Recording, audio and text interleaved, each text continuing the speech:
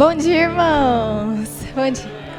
Convido vocês agora para a gente se colocar de pé, se você quiser, para a gente começar a louvar o nosso Senhor nesse domingo de Páscoa e que a gente possa entender a dinâmica do nosso, na verdade, a dinâmica do nosso culto vai ser um pouco diferente. Vão ser algumas músicas, então peço para vocês prestarem atenção na letra, vocês refletirem mesmo. É um momento de reflexão esse domingo de Páscoa, que a gente possa sempre lembrar do que o Senhor fez pela gente na cruz, mas também nos alegrar que Ele ressuscitou. Amém? Então, vamos cantar ao nosso Senhor.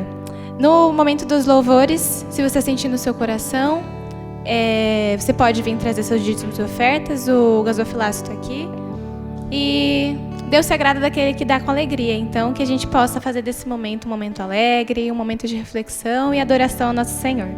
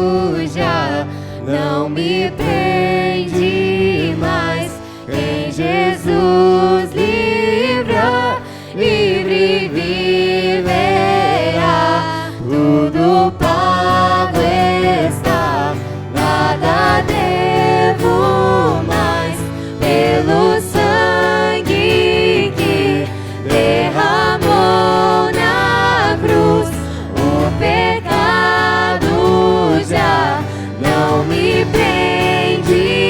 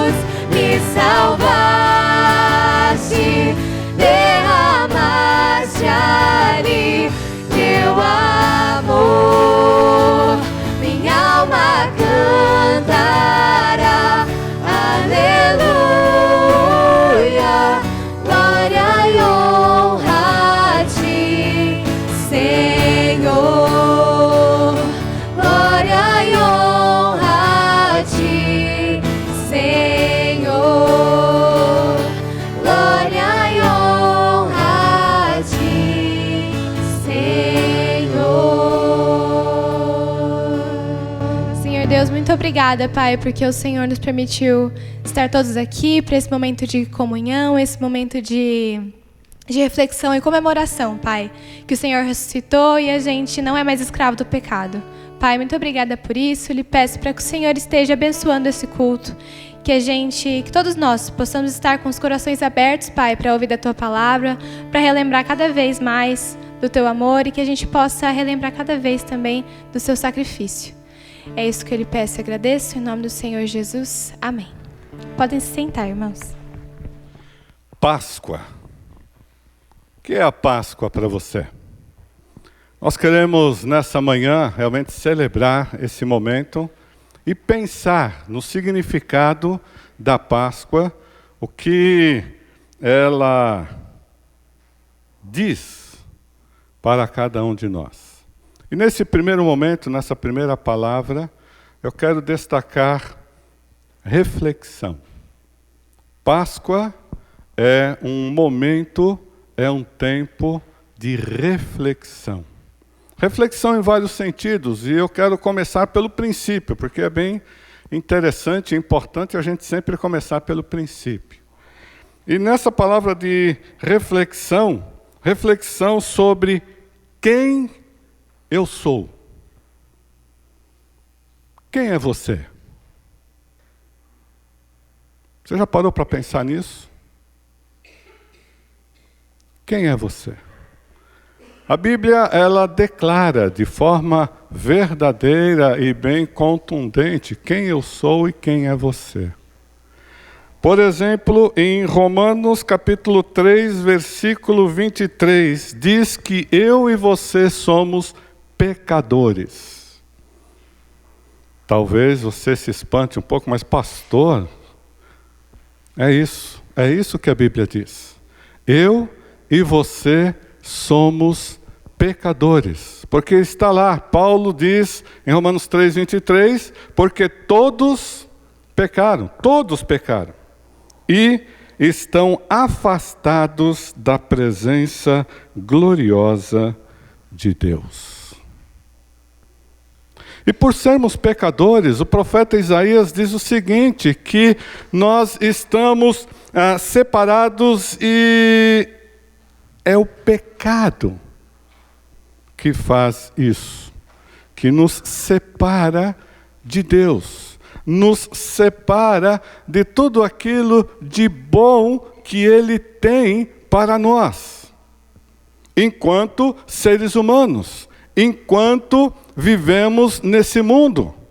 Eu sei que, porque eu sou assim, eu sei que nós queremos sempre o melhor, não é verdade? A gente sempre quer que aconteça o melhor, né? Para nós, para aqueles a quem nós amamos, mas nem sempre isso é possível por causa do pecado. Então a Páscoa, ela nos leva a pensar nesta questão.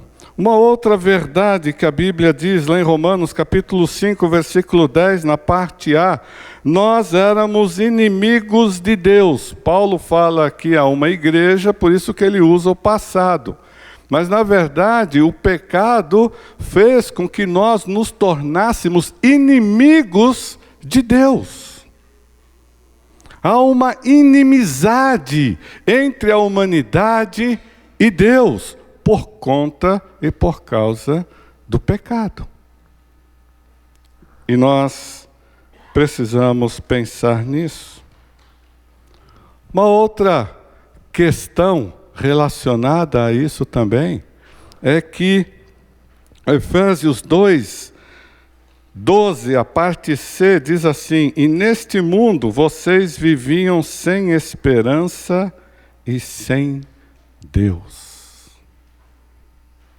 O pecado faz isso, faz a pessoa viver nesse mundo sem esperança, sem uma perspectiva, sem uma luz no fim do túnel.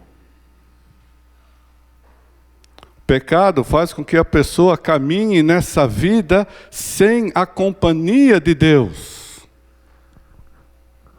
sem estar ligado a Deus.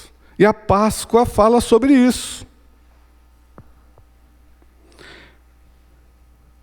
Uma outra realidade é que a Bíblia diz que nós nascemos mortos espiritualmente falando.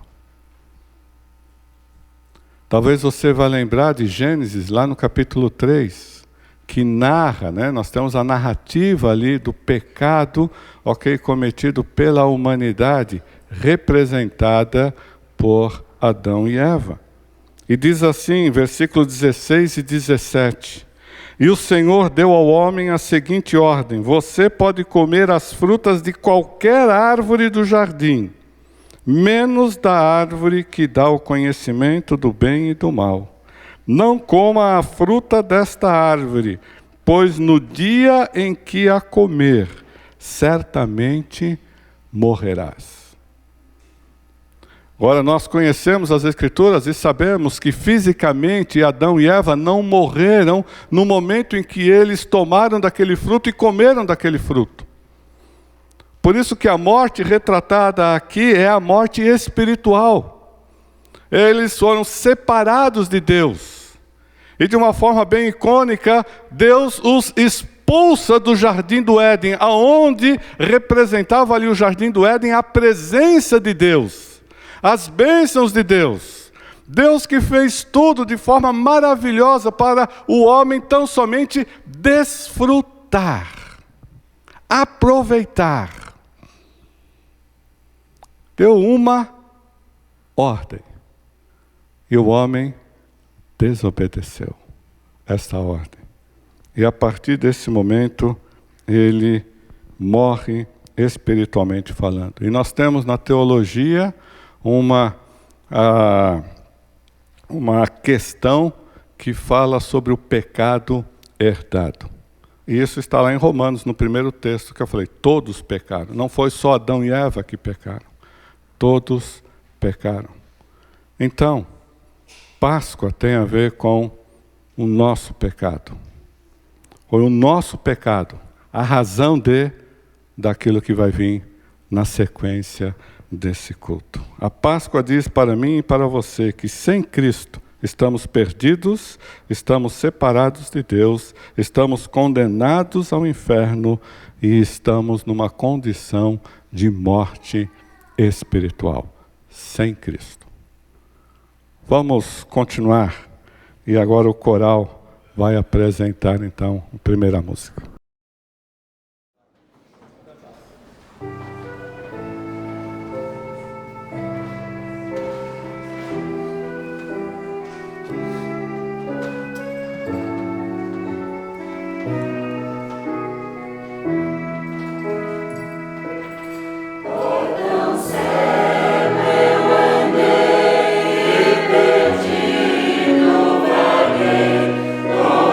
Longe do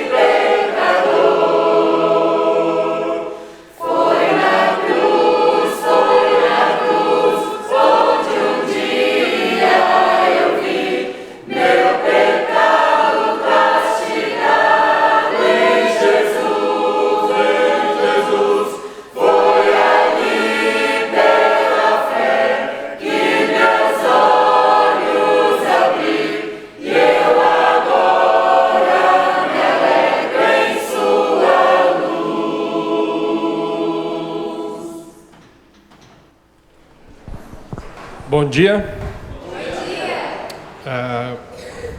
Junto com o Natal, essa é a data mais central de toda a nossa existência.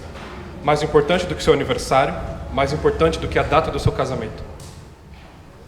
Porque hoje essa data é uma data que marca quase 2000 anos que houve um homem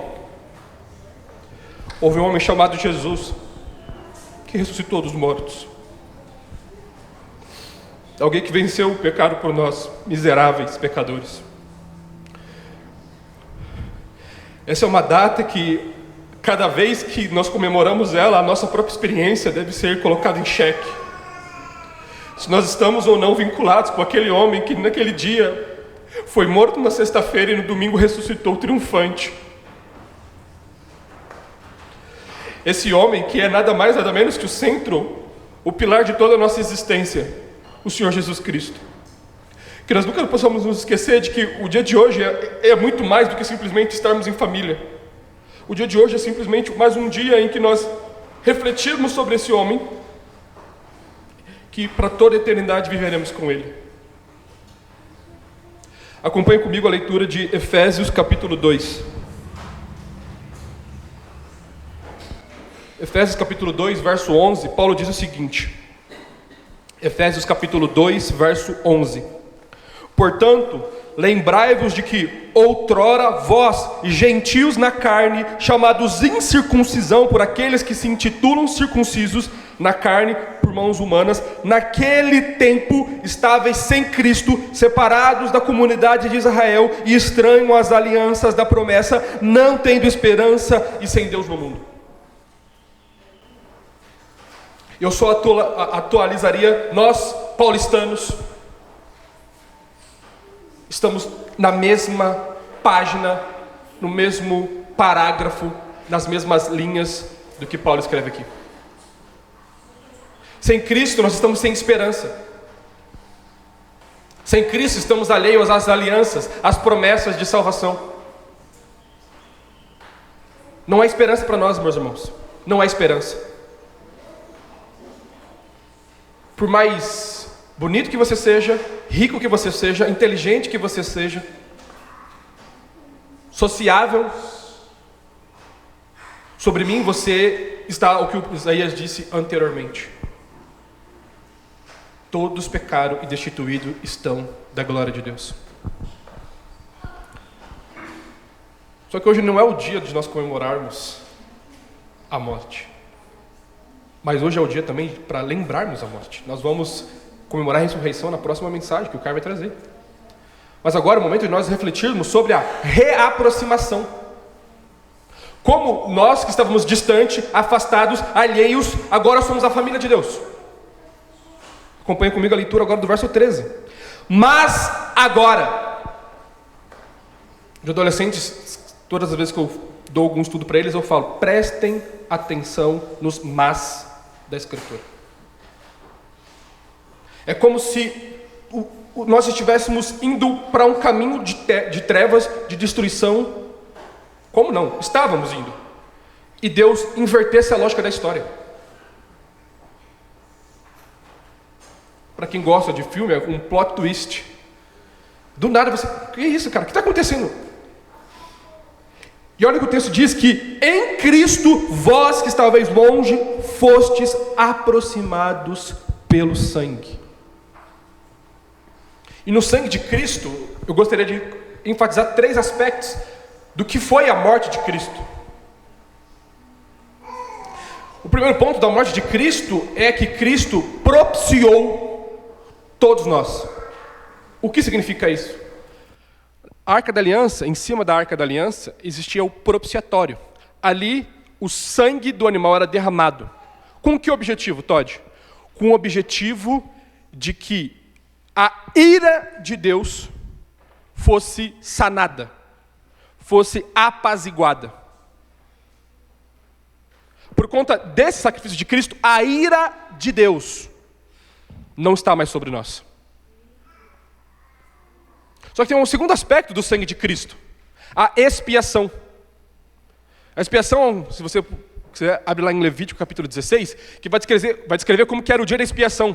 O dia em que o pecado de alguém, da comunidade de Israel, era colocada sobre um dos bodes. E esse bode era lançado ao deserto. Isso simbolizava, naquela época, e Cristo cumpre isso, simboliza que a culpa do pecado não está mais sobre nós. Propiciação, Deus não está mais irado com nós.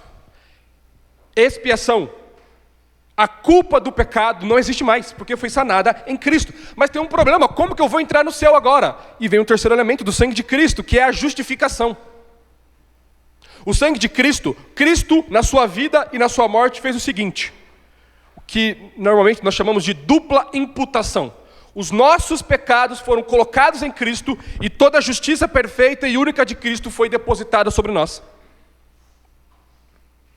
Em Cristo, pelo sangue de Cristo, Deus não está mais irado conosco.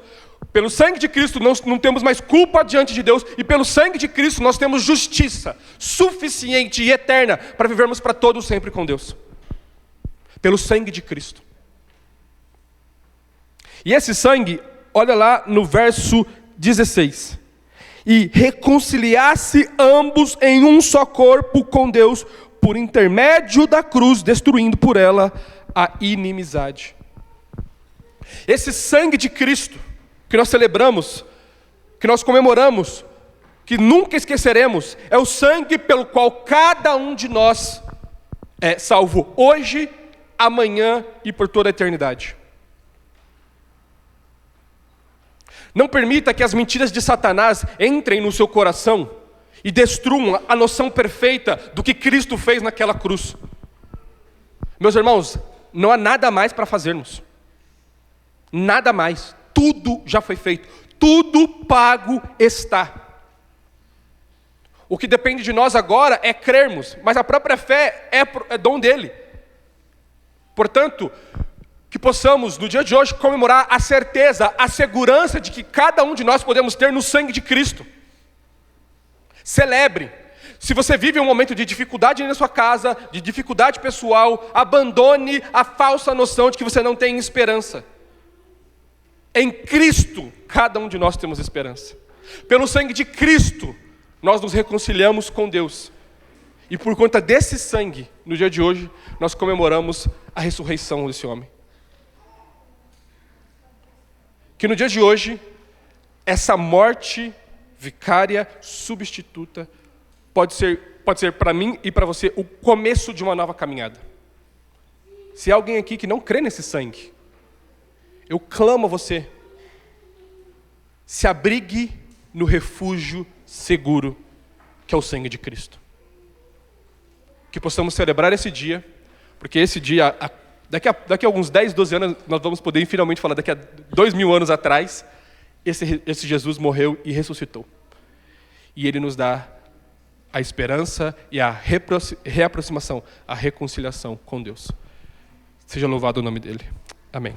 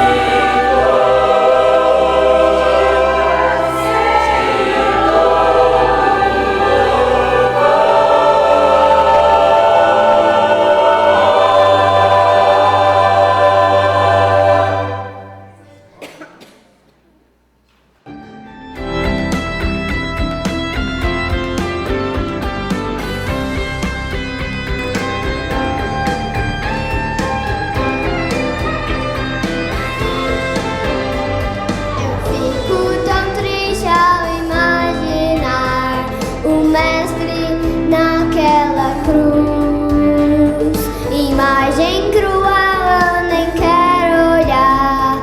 Mataram o Rei Jesus, mas este não é o final da história que o mundo assistiu, brilhando a luz celestial. Enfim, meu Jesus ressurgiu. É Páscoa, o Cordeiro de Deus venceu na cruz. É Páscoa, com um gesto de amor salvou Jesus. Todo aquele que crê em seu nome e confiar, pois nunca mais morrerá, mas viverá.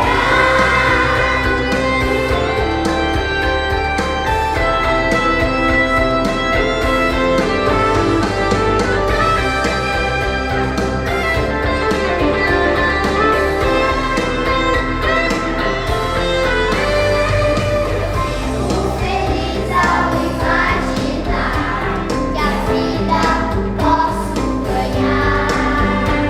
Se eu escolher nele confiar e seu presente aceitar, é Páscoa, vamos festejar.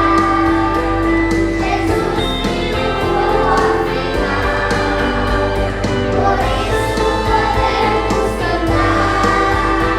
O bem já venceu todo mal.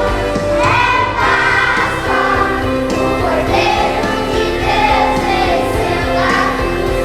É Páscoa, com um gesto de amor salvou Jesus. Todo aquele que crê em seu nome e confiar, pois nunca mais morrerá, mas viverá. É Páscoa, o Cordeiro de Deus venceu na cruz. É Páscoa, com um gesto de amor salvou Jesus. Todo aquele que crê em seu nome e confiar, pois nunca mais morrerá, mas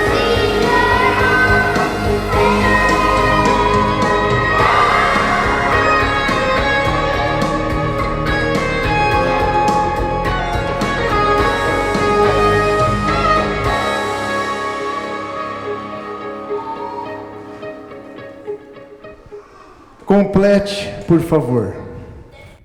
Ajeito para tudo, só não ajeito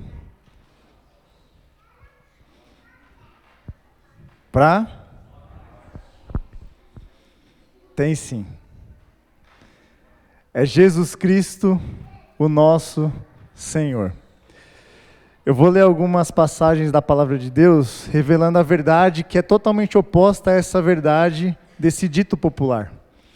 Que diz o seguinte: tragada foi a morte pela vitória. Onde está, ó morte, a tua vitória? Onde está, ó morte, o teu aguilhão? E aguilhão aqui é como aquele escorpião que tem o seu ferrolho, que espeta com o seu veneno e mata, a sua força, o seu poder. E a palavra de Deus confronta a morte de frente, dizendo: onde está o seu poder, ó morte? Diante de tamanha vitória de Jesus Cristo sobre ela. 1 Coríntios capítulo 15, nós vamos caminhar nele, mas antes eu quero fazer uma narração da ressurreição de Jesus, que diz assim lá em Mateus: depois de ter bradado novamente em alta voz, Jesus entregou o Espírito. Naquele momento, o véu do santuário rasgou-se em duas partes, de alto a baixo. A terra tremeu e as rochas se partiram, os sepulcros se abriram, e os corpos de muitos santos que tinham morrido foram ressuscitados. E saindo dos sepulcros, depois da ressurreição de Jesus, entraram na cidade santa e apareceram a muitos. Quando o centurião e os que com ele vigiavam Jesus viram o terremoto e tudo o que havia acontecido, ficaram aterrorizados e exclamaram: verdadeiramente este é o Filho de Deus. Depois do sábado, tendo começado o primeiro dia da semana, Maria Madalena e a outra Maria foram ver o sepulcro. E eis que sobreveio um grande terremoto, pois um anjo do Senhor desceu dos céus e, chegando no sepulcro, rolou a pedra da entrada e assentou-se sobre ela. Sua aparência era como um relâmpago e suas vestes eram brancas como a neve. Os guardas tremeram de medo e ficaram como mortos. O anjo disse às mulheres: não tenham medo, sei que vocês estão procurando Jesus que foi crucificado. Ele não está aqui. Ressuscitou, como tinha dito. Venham ver o lugar onde ele jazia. Vão depressa e digam aos discípulos dele: ele ressuscitou dentre os mortos. Diante desse relato, pouco tempo depois, nós temos um texto da palavra de Deus que revela uma realidade muito triste de pessoas que começaram a duvidar dessa ressurreição, da existência da ressurreição de Jesus Cristo. E olha o que diz lá em 1 Coríntios 15. E aqui eu faço uma paráfrase, como se eu estivesse falando com vocês, meus irmãos. Irmãos, venho lembrar-vos o evangelho que vos anunciei. Aqui posso fazer, que nós temos anunciado a vocês. Quando nós pregamos, quando nós ensinamos, quando vivemos em comunhão, quando exercitamos os nossos dons. O qual recebestes, no qual ainda perseverais, por ele também sois salvos, se revestirdes a palavra tal como vô-la preguei, a menos que tenhais crido em vão. Antes de tudo, vos entreguei o que também recebi, que Cristo morreu pelos nossos pecados, segundo as Escrituras, que foi sepultado e ressuscitou ao terceiro dia, segundo as Escrituras, e apareceu a Cefas, vulgo Pedro, e depois aos 12.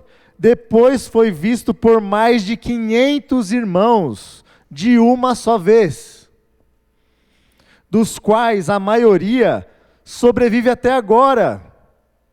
Eles estavam no meio ali, ouvindo Paulo exortar, falando: vocês viram, porém alguns já dormem. Depois foi visto por Tiago, mais tarde por todos os apóstolos, e afinal, depois de todos, foi visto também por mim, como por um nascido fora de tempo. E aí Paulo começa a relatar como ele se sente em relação a esse evangelho.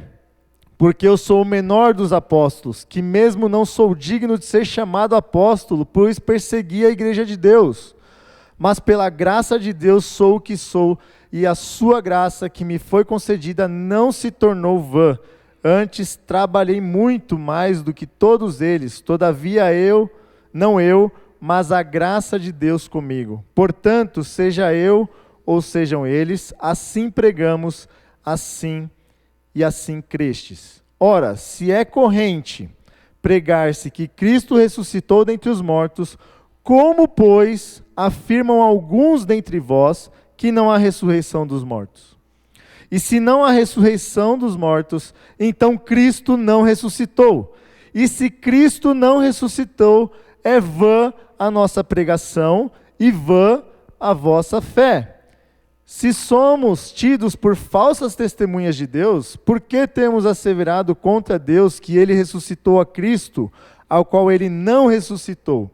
Se é certo que os mortos não ressuscitam, porque se os mortos não ressuscitam, também Cristo não ressuscitou. E se Cristo não ressuscitou, é vã a vossa fé. E ainda permaneceis nos vossos pecados. E ainda mais, os que dormiram em Cristo pereceram.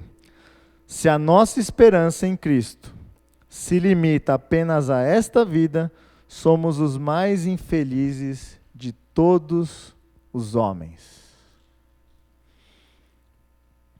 Esse texto revela a realidade dos que creem e a realidade dos que não creem na ressurreição de Jesus Cristo. E de que por meio dessa ressurreição nós também seremos ressuscitados juntamente com Ele, assim como Ele foi. Se nós não cremos, nós vivemos sem esperança. nós tentamos dar algum propósito para a vida. Eu quero trocar minha moto, eu quero trocar meu carro, eu quero ganhar mais dinheiro, eu quero ter mais conforto, eu quero ter uma família, eu quero ter amigos, a minha vida é eu me dedicar e me disciplinar às coisas que eu quero e meus objetivos que eu traço, e você começa a tentar dar algum sentido para a sua vida. Algum sentido, e aí esse sim, vazio, porque se a nossa vida se limita só a essa vida, do que adianta ganhar tudo que esse mundo pode nos dar, se você vai para a cova sem nada? Que tipo de esperança é essa? Que ânimo ou que tipo de fé faz você levantar todos os dias se você não crê que há uma ressurreição e uma vida eterna em Cristo Jesus? Se a morte é o fim, nós estamos perdidos e isso não faz sentido nenhum. E após 2000 anos, que é o nosso caso, eu pergunto: como há entre nós alguns que ainda dizem que não há ressurreição? Como alguns podem dizer que não há vida após a morte, diante desse relato de Cristo Jesus? Se Cristo não ressuscitou, estamos nos nossos pecados, e a morte impera sobre nós. Tudo isso que você vê de mal, corrupção, destruição, é fruto do pecado. Só tem uma solução, que é Jesus Cristo, que venceu a morte, que nos livra do pecado e nos dá uma nova vida em Cristo, onde há paz, justiça e alegria. É só no reino do Messias, Jesus Cristo. Você crê? Se você crê que Jesus está vivo, como de fato Ele está, então tragada foi a morte pela vitória. Onde está a morte? A tua vitória. Onde está a morte? O teu aguilhão. Abaixe sua cabeça. Eu quero orar por você.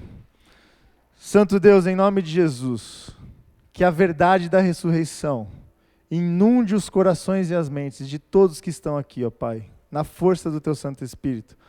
Se revela àqueles que não creem, para que eles creiam na realidade, na verdade concreta de que o Senhor está vivo e age em nós, através de nós, e somos assim alicerçados e temos as nossas vidas construídas e satisfeitas no Senhor Jesus.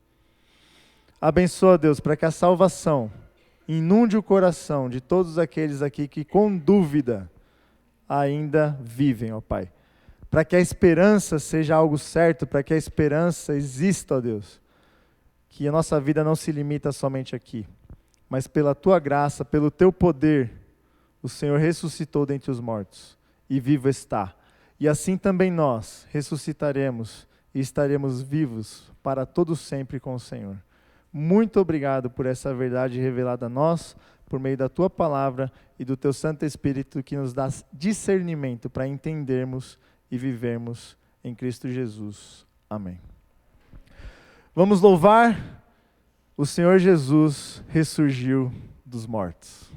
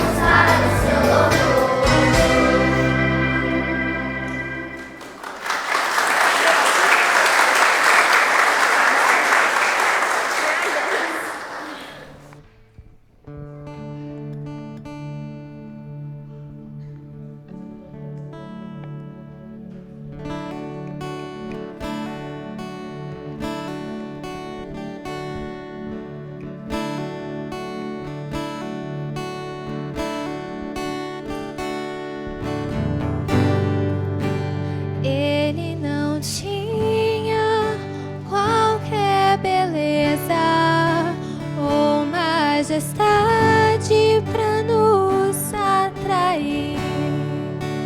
Nada havia em sua aparência para o desejarmos.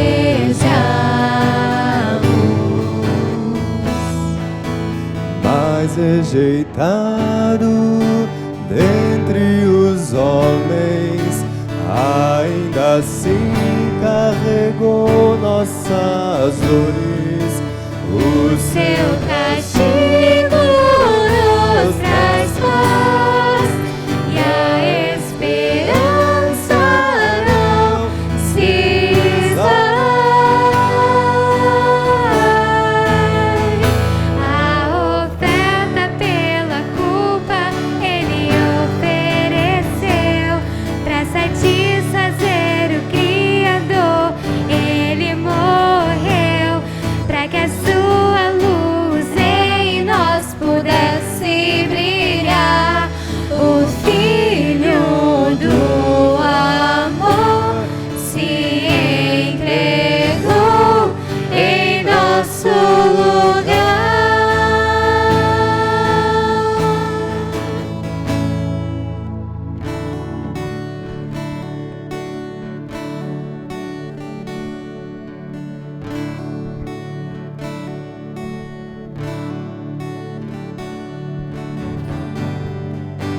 Mais rejeitado dentre os homens, ainda assim carregou nossas dores.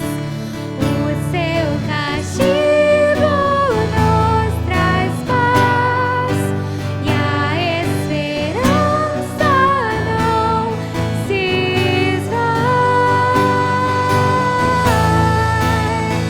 A oferta pela culpa Ele ofereceu para satisfazer o Criador. Ele morreu para que a sua luz em nós pudesse brilhar. O Filho do amor se entregou em nosso lugar. És o Cordeiro que pelos nossos pecados foi esmagado, sem dizer uma só palavra. Se entregou aos cravos, derramou sua vida até a morte, provando a ira amarga pra nos dar sua doce graça e nos fazer viver.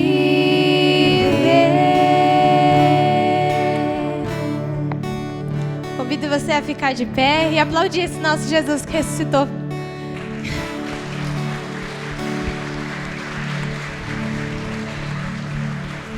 Que a gente sempre lembre desse sacrifício, que não fique só no dia da Páscoa, amém?